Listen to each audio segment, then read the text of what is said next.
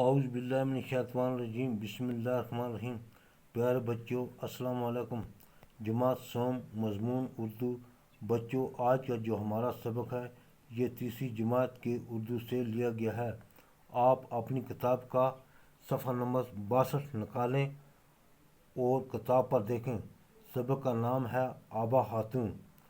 بچوں، کل ہم نے یہ سبق یہاں تک پڑھا تھا، تو آج ہم یہاں سے شروع کریں گے کہ ساتھ ساتھ میٹھی اور پر اثر آواز بھی عطا کی تھی، دل کا بوجھ ہلکا کرنے کے لیے زون اپنے درد بھرے اشعار گاتی تھی۔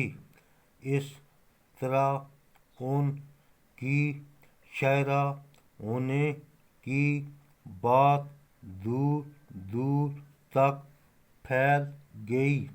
زون یہ اشعار لے کر پامپور کے صوفی بزرگ خواجہ مسعود رحمۃ اللہ علیہ کے پاس جاتی تھی۔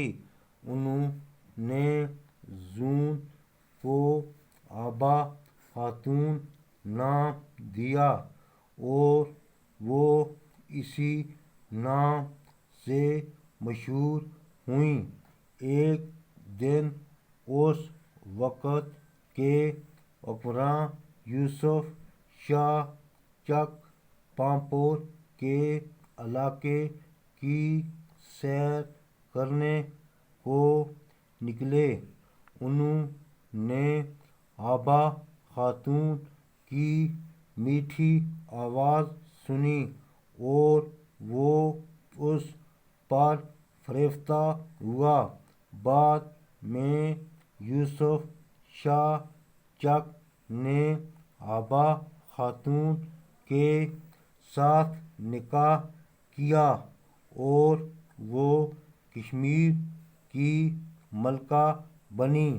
آبا خاتون کے درد بھرے اشعار آج بھی کشمیریوں کی زبان پر ہیں۔